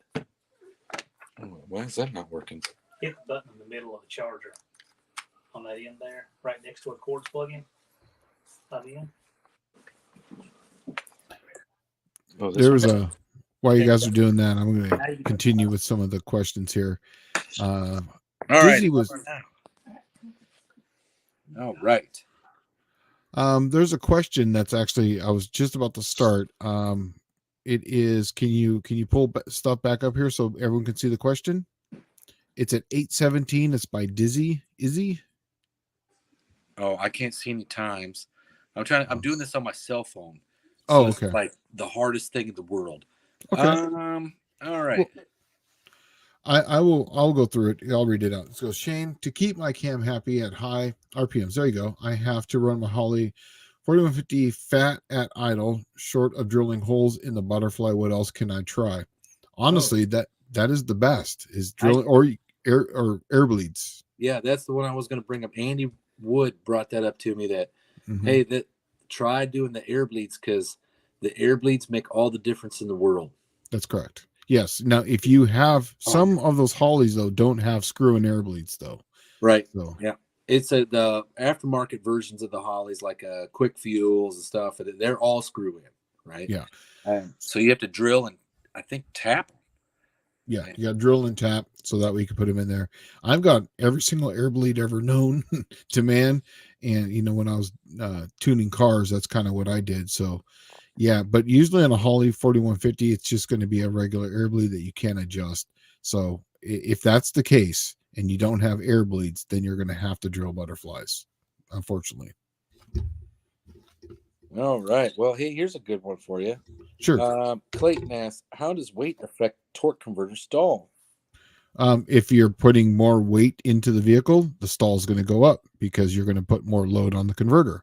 When the weight goes down, the stall goes down. So basically, just think of it that way. That's why if someone's got a dragster and they make, say, 1,000 horsepower, let's call it, and they want something that's going to stall at, say, and they're in a 1,300-pound vehicle, and they want something that's going to stall 5,000. They're really going to be making a converter that's going to stall at 6,000 because there's really no weight behind it.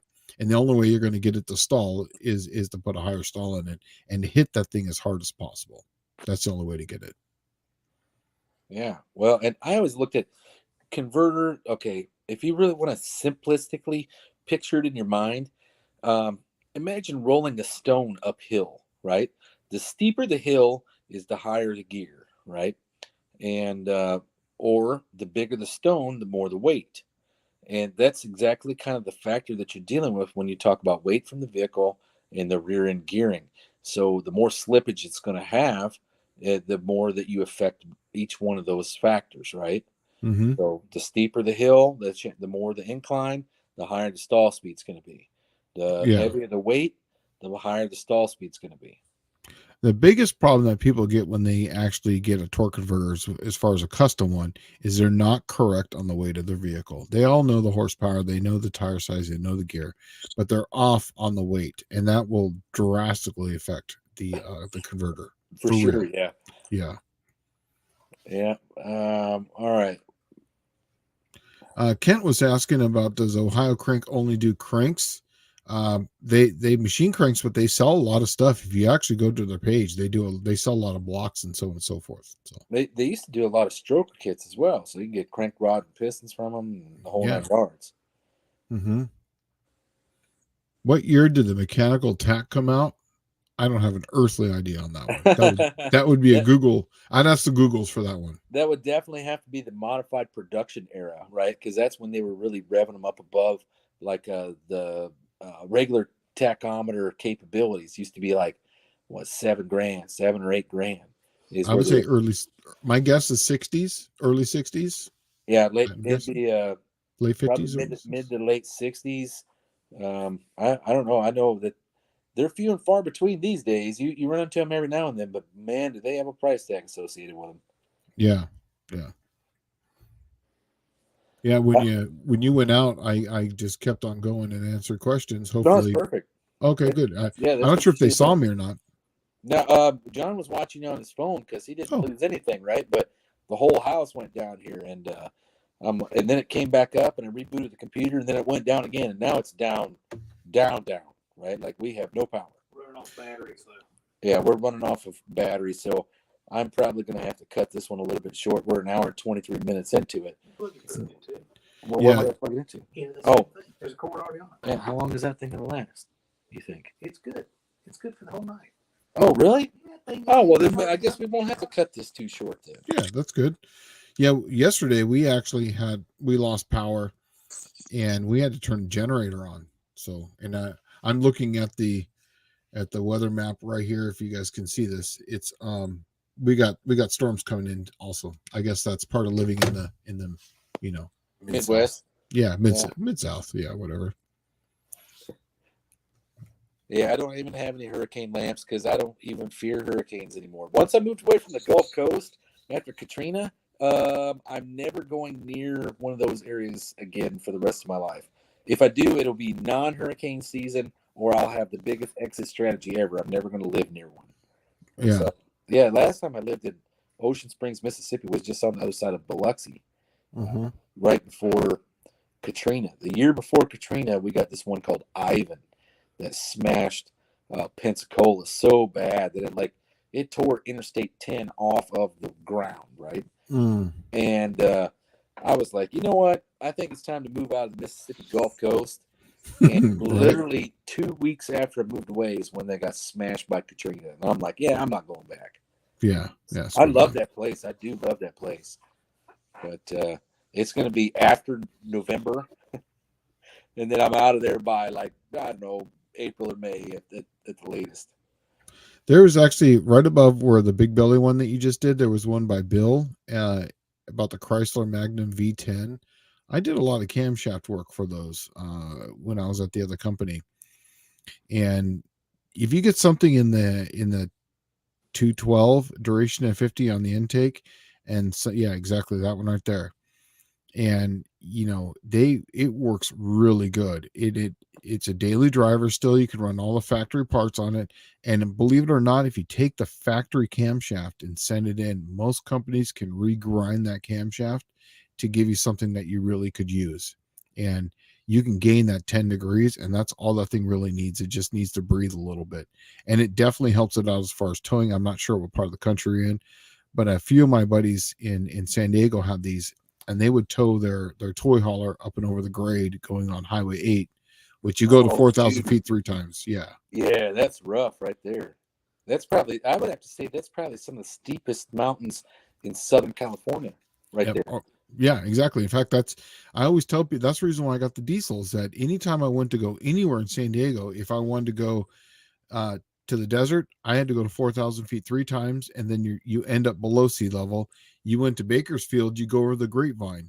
If you didn't want to go to the Grapevine, you had to go through the Tehachapi Pass. So everything was up and over, the mountains. So yeah, you definitely had to make some beans.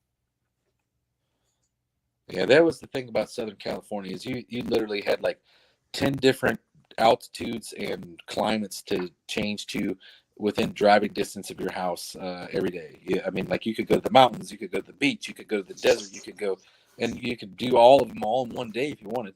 I've done that. People have come out. In fact, my wife, her grandparents, they're from Germany, and they would bring some of their friends over from Germany. And that's actually exactly what they do is they would go from the beach to the mountains to the desert and back to the house in one day. That's actually what they do. They breakfast at the beach, lunch up there, in the mountains. They go down to the desert, see the desert, come home and be in time for dinner. So yeah, my favorite was that I was like, if I was going anywhere, I'd hit Julian and get the apple pie in Julian, man. Oh, absolutely. Yeah. That's the bomb. Yeah, and those apples up there, just to eat them, they're not very good. They have to be in an apple pie to be good. Well, I tell you what, my wife and I got an apple pie, and while we were there, I said, my dad loves Dutch apple pie. Let's see if they got a Dutch apple pie, right? So they have one. Oh crap! Okay, I mailed it to them, and when it got there, it said fragile, don't smash, and it was common for them guys to mail apple pies out of there. So it wasn't something out of the ordinary that I was requesting. Well, when he got it, it was smashed. Oh, that sucks. He opened it up and he's like, "Oh man, this is gonna go to waste." So he took a bite out of it and he's like, "Fuck, throwing it away," right? And he ate the rest of the pie that day, right? And he was like, "I didn't care how it looked, son. That was one of the best apple pies I've had in my life." So. That's awesome. That's awesome. Yeah. John, at the very last one, he's back on this. Couchy? Yep. He's asking about Nexi grind with the cam, custom high ram intake, and 10 pounds of boost. I really don't think that those pistons and or rods would take 10 pounds of boost. They probably would, but I wouldn't trust it. Those are basically the standard Magnum style rods.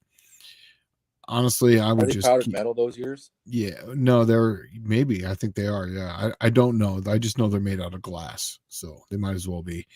I wouldn't do that personally. You could do it, maybe 5 pounds, but I wouldn't do 10 pounds.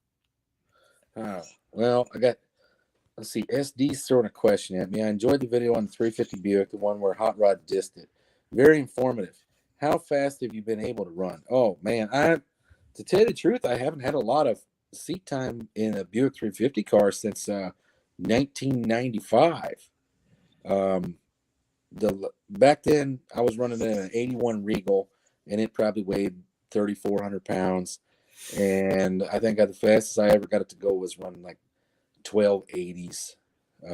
It wasn't all that fast, but back then that was all factory parts. That wasn't cutting the deck in the block. That wasn't cutting the heads. That was factory parts, right? With a cam and an intake manifold on it and a set of headers. And that really didn't make all that much more power than a factory motor, to tell you the truth. And it was just, the one I had, the hot rod version I had was the 9-to-1 compression 69 motor. So it was a 2-barrel 69 350 Buick originally, and I took the cam and changed the intake manifold and set of headers on it. And that wasn't too bad at a 3,400 pound car that you could literally drive on the street if you wanted. So yeah. But I'm working on this super stock Buick 350 now that I'm going to put in this 63 special, and I'm hoping for a little bit better, like around 680s or so. 670s would be nice. For the 8th mile. Yeah, that's good. Yeah. John, one more. I'm going to go right above it, the Jonathan one. One more time. He's going to back on the Magnum stuff. He is correct. They do use that style of pistons and rods, but the whole idea is to make it affordable. And once you start, changing pistons and rods in the V10, you're going to make power on that. But at that point, a 360 would just be better, because then you're not dealing with custom cam, custom everything like that, and buying extra pistons and rods. A 360 Magnum would just run better, and it'd be a lighter setup. That's all I got to say on the Magnum. So the Magnum V10s are great in stock form. Put a cam in it, put a little tiny boost to it, and then it's a daily driver tower. If you want to race it, just buy the Viper one at that point, because by the time you build that V10 and make any type of power, you're at the price of a Viper one at that point. Well, there is something I got to throw out there.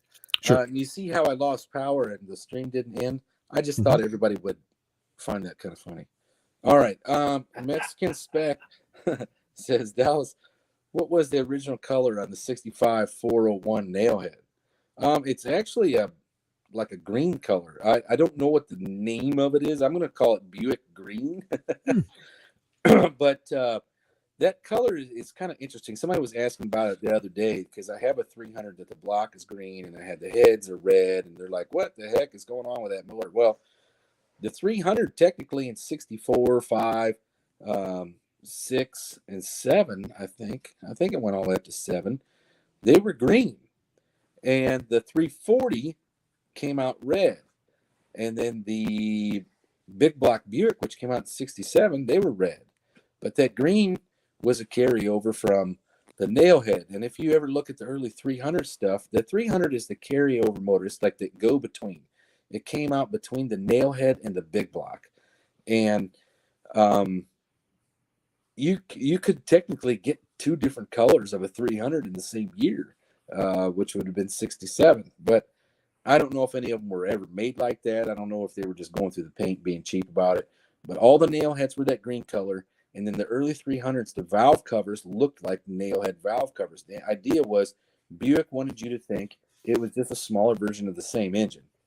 And that's why if you go look through some of the 65, 66, or 64, 5, 6, and 7 stuff for sale, when they got a 300 in it, people will usually say 300 Nailhead. And it's not a Nailhead. It's actually got more in common with the 3800 than any Nailhead. So the only thing that's the same is the same main journal size. Was that kind of like one of those olive drab greens, or was it like a little brighter green? It's like a blue green. It's like a sea blue green kind of color. Got it. Okay, I can picture it now. So Jonathan Couchy saying, so just get some Magnum flat tops and forged rods, have the crank rebalance, and voila. Pretty much, yeah. But then you're dealing with the camshaft now. Camshafts for those things are very expensive, and to regrind your camshaft would be the way to go. And then you would need forged rods or anything like that. But yes, you could do that. Absolutely. But once again, Or you're you know what? dealing. I'll tell you what might be the easiest way to go. Instead of regrinding that cam, go in there and advance that sucker 4 degrees. And I'll bet you that make all the difference in the world in that V10. It would advance it and would make a lot of low down torque. Honestly, what I would do, and I'm not trying to change what you're saying, I would actually retard it by probably 5 or 6 degrees. Oh, and really? that way, For more power? for the top end, so that way Really? you can RPM it. Oh, I thought he was wanting to tow with it. Yeah, but he keeps changing what he wants to do. So, Oh, all right. yeah. So, I mean, then he wanted to put boost on it, and when you're putting boost, you're going to want to RPM it. So then I would retard the cam at that point. Huh. All right. Well, Hookline Fishing says, what do you all think about the Olds 425? I have one on a pallet in the garage.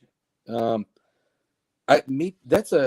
So there was only 2 Oldsmobile motors that I'm aware of that came. Well, there technically could have been 3, but there's only 2 that I'm aware of that were mass produced that had a steel crank: the 330 Oldsmobile and the 425. But I do know that the 330 and the 425 both have some weird kind of camshaft angle, right? Where I want to say the lifters sit at a different angle in the block than the later Oldsmobile engines. They're different. Now, what is interesting about it is most of those Oldsmobile engines are very similar, and so you should be able to take the steel crank out of that 425 and put it in like a later 455 block. And the neat thing would be that you go to the junkyard now and find a 307 Oldsmobile. Any of the 307 Oldsmobiles from like 85 to 87 came with roller cam. And I think you could convert to a roller cam on that thing pretty dang easy with a 455 Olds with a 425 crank, put a roller cam in it, use the factory lifters, just clean them up real good, and then buy yourself an aftermarket cam. And then you could have something pretty hot rod for not a lot of money. Yeah, I agree. But what was that weird angle thing with the lifters on, Shane? What do you know that off the top of your head? Not on the Oldsmobile. In fact, I was going to try to. We actually have an Oldsmobile guy at our place. His name's Chris. I mean, he's got a big O on his chest. Oldsmobile. Big O. He's one of those guys. I will ask him that question. I can tell you about the Chrysler LA engine, why that one's 59 degrees, but for that, I really don't know. Well, I don't know if you know the reason. I don't know what the reason is. I just know there is 2 different years there that were, those things were all by themselves with that weird camshaft angle. Mm-hmm. And I don't know if it was the lifter angle or if it changed the entire camshaft itself. I believe if you go look at the cams, there's 2 different years worth of cams, and you got to get like the one with the weird valve angle for it to work. Mm-hmm. But yes, Colleen, it was like a seafoam green. Let's see. All right, so I'm caught up now.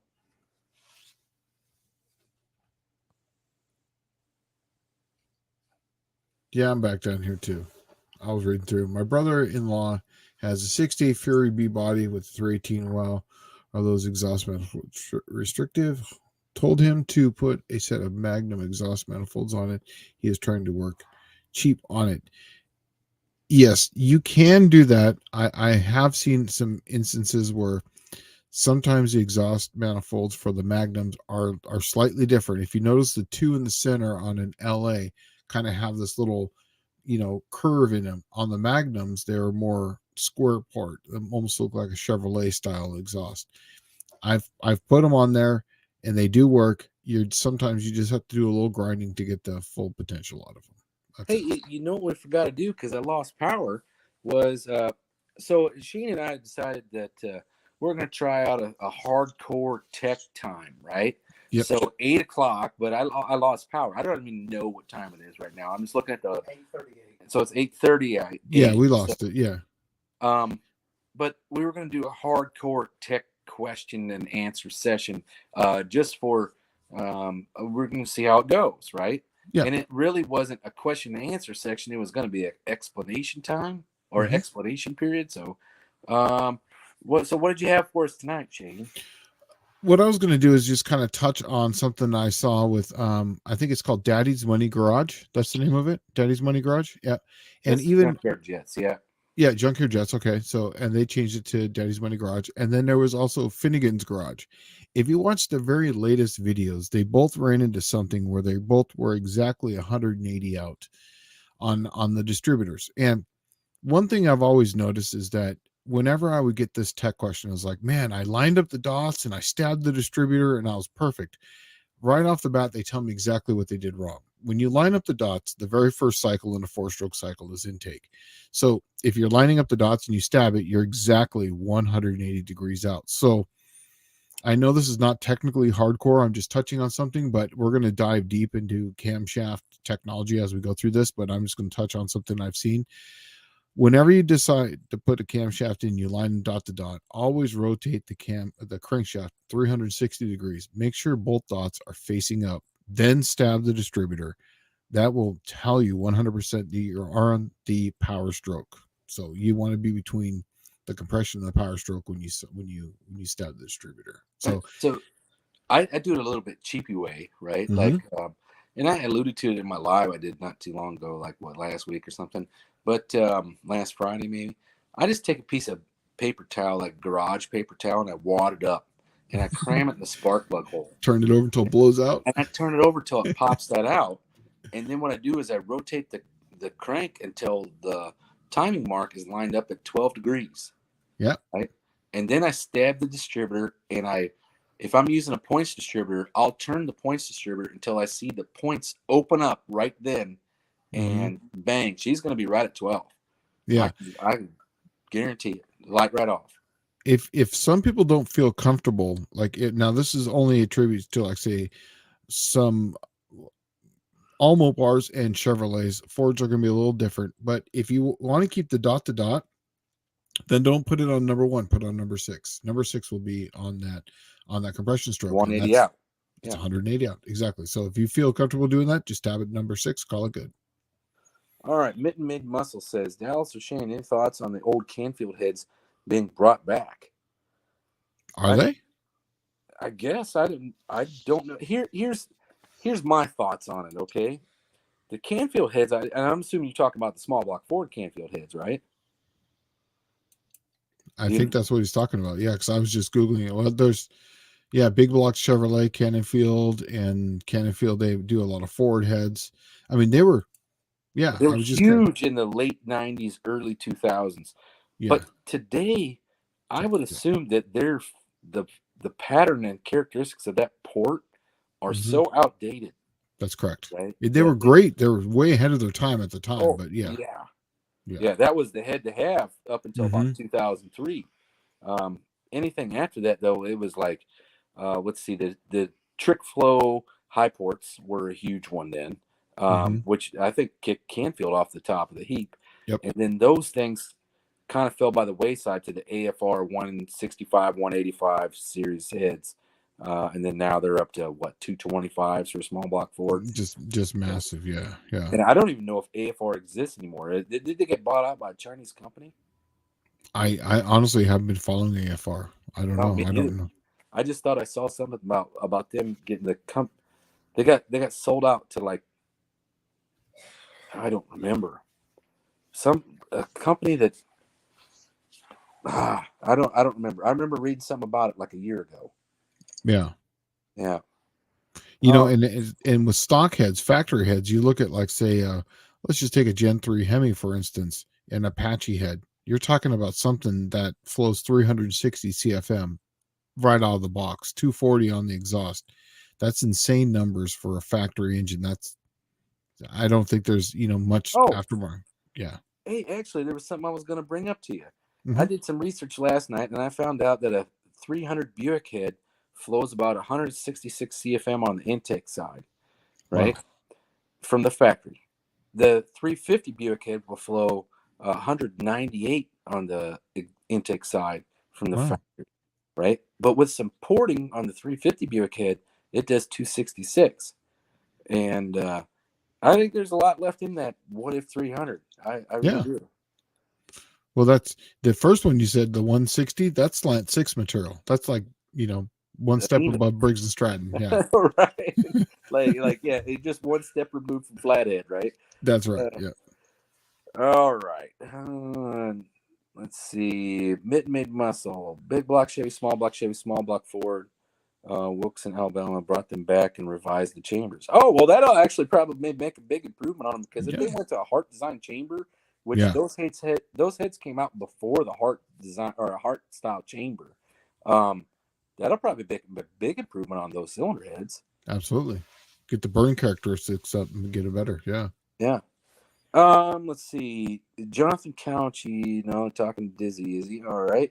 Jonathan Couchy, the Magnum headers with the 2.5-inch collector were only built like from 91 to 90, early 93. Okay. All right. Well, now we're kind of caught up. So it's getting a bit slow here. You guys need to throw out some questions. I'm kind of surprised that I haven't seen any more questions than what we have. That's all right. It's only week number 2. You know, you It figure. is. You know, the thing was, like, last week went by so fast. It was like question. And I didn't quite have this whole StreamYard thing figured out. So, and now here it is. I'm getting, after I got it all figured out, I had no power thrown at me, right? So, Right. Yeah. I brought my technology problems with me. Yeah, John Wilburn says that he has technologically unenhanced my house. Oh.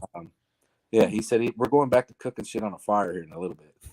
Hey, that's the best way to do it. Hey, go down 3 to Jonathan. He says he wants to build one of those truck 6.4 Hemis someday. How good do you think those heads are? Those heads are actually excellent. They're probably the best heads on the market as far as current factory heads. With slight porting, they're flowing 400 CFM. Now, to envision that number, a lot of people in the Mopar world will spend $5,000 for a set of 360 Indy-1 heads, and you're only going to have 320 to 330, and it's really not that good of clean air. Those 6.4 Hemis, it's a straight shot, so that is not just 360 CFM of air, it's 360 CFM of good air, high velocity air that's going to be swirled, and it's super efficient. You're burning them at 22 to 28 degrees of timing, so it's an incredibly efficient cylinder head. So yes, I actually have a BGE block in there, and in my 66 Dart, the one that I raced against you, I had that 6.4 is going to go in there with a Whipple charger on it, or like our, the Edelbrock 2650, and make an easy 1100 horse out of that and drive it down to go get pizza and drive it anywhere I want to go. Yeah, well, that's way ahead of that 427 Cleaver that I was racing you with. I can't go get pizza in that sucker. I mean, like, 1, I'd have to stop 3 times for gas just to go to town. Mm-hmm. And then 2, it would probably overheat before I even got to town and filled up the second time. Wow. So, I mean, it's not happy being in that T-Bird with the small nose on it. It's just not a surface area in it. And it's thirsty, man. It's typical Ford. Like, I don't know if you've ever dealt with any of them on the street. Did you ever have like FE? No. The FE stands for fuel efficient, by the way, just to figure out. Oh, yeah. That's exactly what it stands for. I had a 66 Mercury Cyclone with a 390 Ford in it. 390 was like one of the smallest FE big blocks. I mean, it's like, there's a couple of them smaller, 360, the 352, but it really wasn't one of the big, gargantuan ones by any means. Mm-hmm. That 390 in that little car, and it probably only weighed, 3,400 pounds. It would only get 6 to 8 miles a gallon, right? And they're going down the highway with a 3.0 gear. And so I can only imagine if the thing was like really hot rodded, like say it came from the factory with like a 410 track pack gear or 456 or 430. And, it was 427 cubes. I'd probably do like 4 miles a gallon. Wow. Go down to Hook, Line, and Fishing on 8:48 p.m. if you can see. I don't know where them times at. I can't see. Okay. Them. Is this it right here? Okay. Yeah, that's it. Shane, I have the 5.7s. I'd like to build one with the carb setup and a cam. What power do you think it's good for? Okay. So now there are 2 different 5.7s here that we're talking about. 5.7, you have early, pre-Eagle, and then you have 5.7 after Eagle. I can tell you that it is not cheaper to build one with a carb. I can tell you that right off the bat. If you get a 5.7 Eagle version, which is going to be an 09 and newer, you can get a pretty decent, computer controller for right around $1,000. To get a carb controller, it's still in the $600 to $700 range. Then you still have to buy the Carburetor, the intake manifold, and then you have to buy the wires for it. So honestly, if I were to do it, I would just go with the 5.7 Eagles version. And there was also an Engine Masters. I watched that quite a bit, where they did a comparison just on this subject. And the 5.7 with the camshaft made almost 500 horsepower. And you're talking about a factory engine with just a camshaft, no springs, no nothing. And it made almost it was like 490 something horsepower, which is insane. And the head I would get is the 5.7 Eagle head. It's the same head that I have for my 6.1. After porting, it's flowing in the 340, 350 CFM range. And that, once again, that's good clean air. And I got it done by Frankenstein. And they're an awesome people. So that's what I'd say. Okay, so well, let's see here. Zero saying, can we please get a link for that awesome HRA? All right. Well, John Wilburn's all over. Maybe we should put Zero up as a mod too, right? So he can throw that stuff in there. Oh well, I'm not bagging on you, John. I figured you need some help. No, I got it. Let's see, Jonathan Couchy. Engine Masters proved the Eagle was the same price. There you go. Made more horsepower. Absolutely. Well, do you remember when Engine Masters was a magazine? Yeah. Yeah, I used to really read that thing, and I guess when that what is it, the 6.1 liter Hemi, is that the one they came out with? 6.1, 6.2? The SRT8, yes. They were doing those in Engine Masters the last couple of years when it was a magazine before it became this pay to watch show. It was a magazine, and it was like all that whole competition that used to be up at the UNOH school. Yep. And that thing where these guys were bringing in the new 6.1 liter Hemi, and they had an intake manifold they called the Tower, I think is what it was called. Right, big huge plenum, and the runners on it were like gargantuan. I mean, it more or less looked like a spider with a top hat on, right? Tarantula, yes. Yeah, and those things were like literally they just took them out of the car, put that intake manifold on, a set of headers, and then bought a custom cam, and they're running them up with Cleaver 400 cubic inch Fords, and you're like, what in the F? Where did this thing come from, right? That's right. And I mean, it was making good power, 600-700 horsepower, but it was like up there at like, oh, they were turning them really hard. Compared to those Clevelands, because they had 30 more cubes on them. The Clevelands did, maybe more than that, maybe 50 more cubes. But I was just surprised at what kind of power they were making. And the factory valve train is really good. And once again, we've tested on our Spintron with the factory rock arms and everything, with our stage 2 blower cam, with our 7320 kit, I believe, or 7230 kit, I forget what it is. That's the springs retainers, to 8,500 RPM. It was stable to 8,500 RPM. It's insane.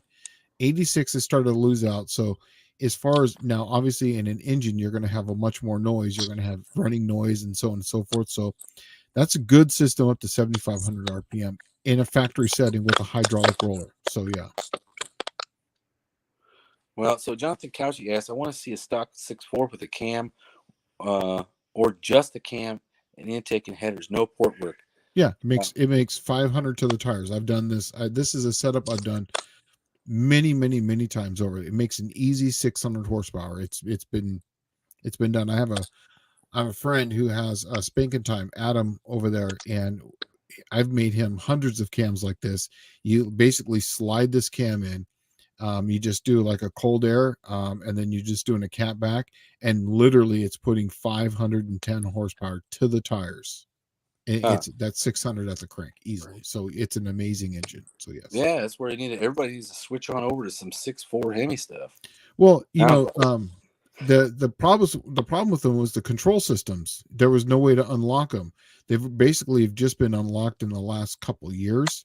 Pro, we're at Edelbrock. We have the Pro Flow 4, and we're testing them right now. We actually have a 6.4 in our facility right now that we just ran bone stock, no camshaft, no nothing, running the VVT, and we made 513 horsepower with a factory. Now we optimized the tune, but with factory components, headers. I'm not with manifolds, but with actually long tube headers, it made 513 horsepower. That's killer. Yeah.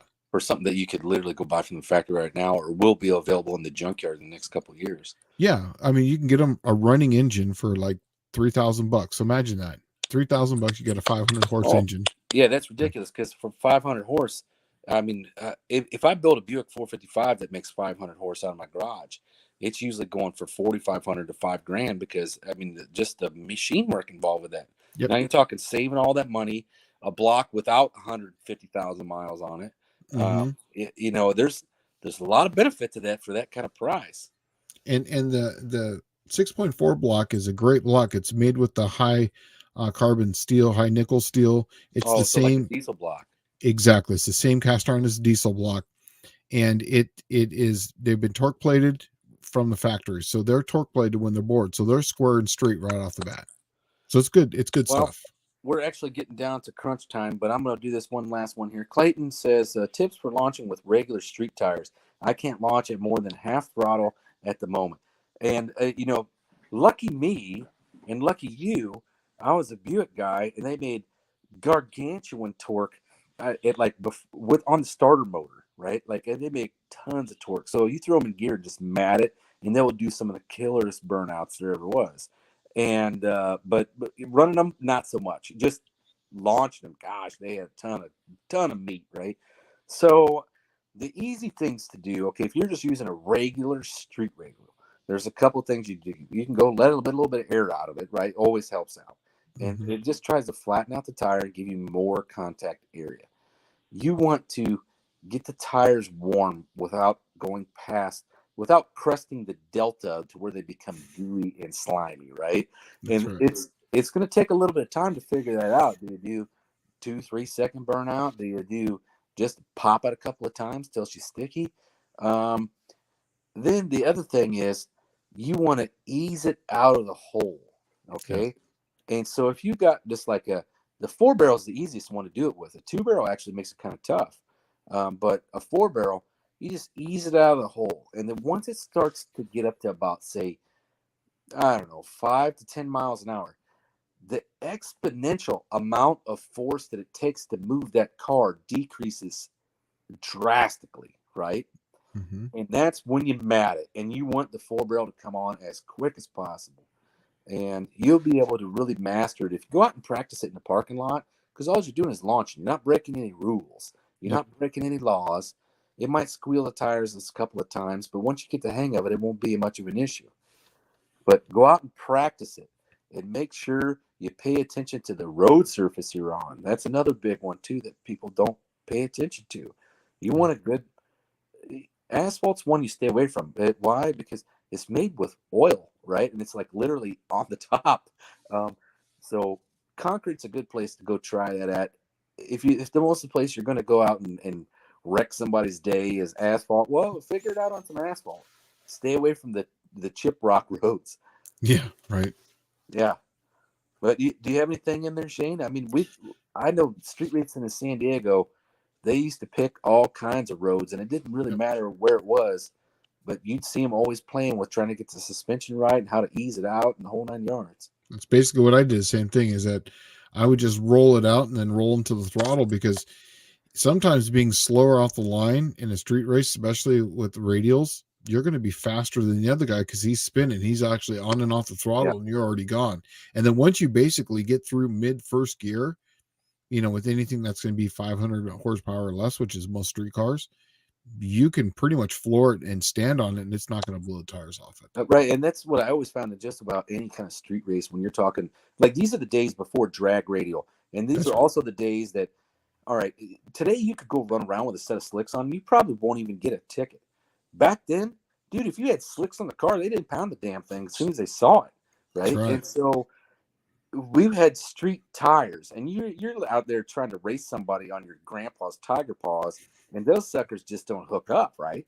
Right. So you figure out all these techniques, like, all right, drag racing, and generally a drag race is won in the first 20 feet at a drag strip. Yep. But on the street, the guy that actually figures out how to do the launch and doesn't spin the tire and runs a full pass without messing it up is generally the one that wins.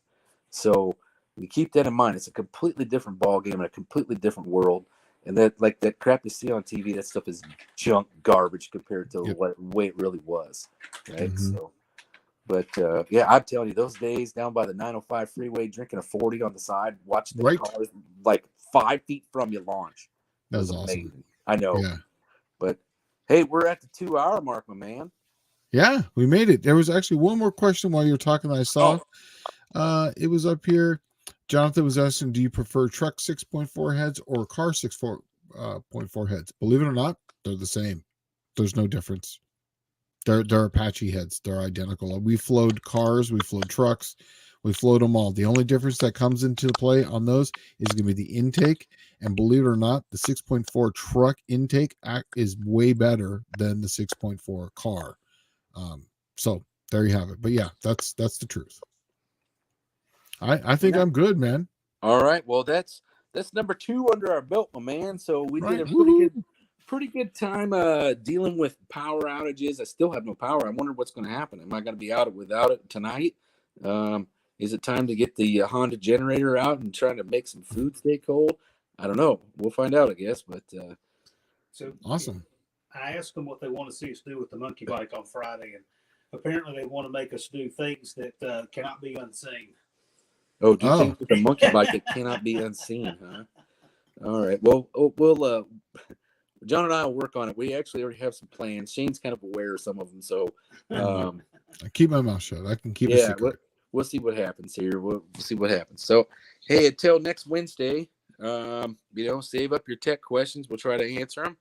And I appreciate you all stopping by and checking things out. And I also appreciate Shane Pulido doing this with me. I mean, I couldn't have done it by myself. It would have been a very boring show, right? But, thanks a lot again for coming on and all your knowledge and your carb knowledge and cam knowledge. It makes this show fun and simple. Awesome. Well, it's all a bunch of worthless knowledge that I have in my head. So Yeah, worthless until you apply it to something automotive. right. Yeah. All right. Well, until next week, I guess we will see you guys later. Yeah, All right. It was great. You guys have a great week. Alrighty. Thanks.